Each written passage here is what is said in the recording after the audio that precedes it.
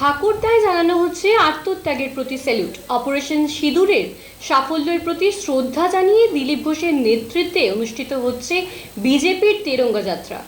পশ্চিম মেদিনীপুর জেলার নারায়ণগড় ব্লকের খাকুড়দায় সম্প্রতি এক আবেগঘন এবং দেশাত্মবোধক পরিবেশে অনুষ্ঠিত হল বিজেপির তিরঙ্গা যাত্রা। দেশের জন্য শহীদ হওয়া বীর জওয়ানদের শ্রদ্ধা জানাতে এবং জাতীয়তাবোধ জাগিয়ে তুলতে এই সমাবেশের আয়োজন করা হয়। বিশেষত ভারতীয় সেনার এক সাহসী অভিযান অপারেশন সিঁদুরের বীরত্ব ও আত্মত্যাগের স্মরণে এই যাত্রা আরও তাৎপর্যপূর্ণ হয়ে ওঠে। বিজেপির প্রাক্তন রাজ্য সভাপতি ও প্রাক্তন সাংসদ দিলীপ ঘোষের নেতৃত্বে বিশাল সংখ্যক বিজেপি কর্মী সমর্থক হাতে জাতীয় পতাকা নিয়ে খাকুড়দা বাজার থেকে যাত্রা শুরু করে। সেখান থেকেই পদযাত্রা খাকুড়দা এলাকার বিভিন্ন প্রান্ত পরিক্রমা করে। চারিদিক মুখর হয় দেশভক্তিমূলক স্লোগানে, যা গোটা এলাকায় এক আবেগঘন পরিবেশ সৃষ্টি করে। দিলীপ ঘোষ জোর দিয়ে বলেন, যারা দেশের জন্য প্রাণ দিয়েছেন তাদের স্মরণ ও শ্রদ্ধা জানানো আমাদের কর্তব্য।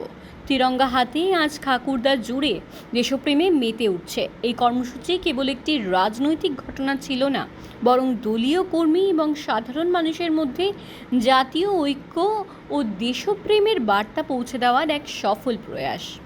पहले पाकिस्तान के ऊपर हिंदुस्तान का जो विजय हुआ है उसका हम सेलिब्रेट कर रहे हैं। अभी पूरा देश में इस विजय का उद्यापन हो रहा है। सेना का पराक्रम का बखान किया जा रहा है। जैसा कि 16 दिसंबर को और 71 में हम लोगों ने पाकिस्तान के ऊपर विजय किया था, 2 टुकड़ा में बांट दिया था बांग्लादेश और पाकिस्तान। ये भी उसी प्रकार एक विजय है।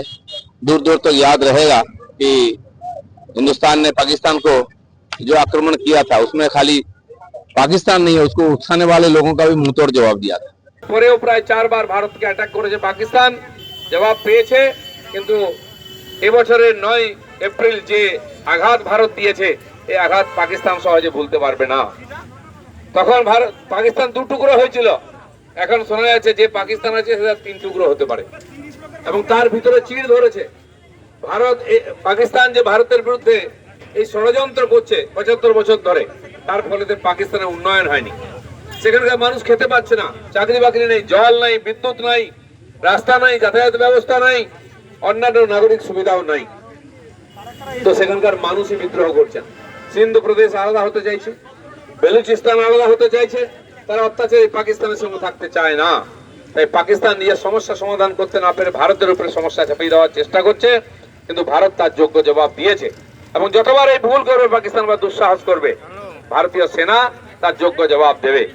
এই যুদ্ধে খালি পাকিস্তানকে আমরা শিক্ষা দিচ্ছি তা নয়, ভারতের বর্তমান যে আর সামরিক শক্তি, ভারতের মধ্যে তৈরি যে অস্ত্র শস্ত্র, সে মিসাইল হোক, সে অন্য ক্ষেপণাস্ত্র হোক, যুদ্ধ বিমান হোক, গোলা হোক, সব কিছু বা ড্রোন হোক, সব কিছুর যে মারণ ক্ষমতা সেটা আমরা দেখিয়ে দিই।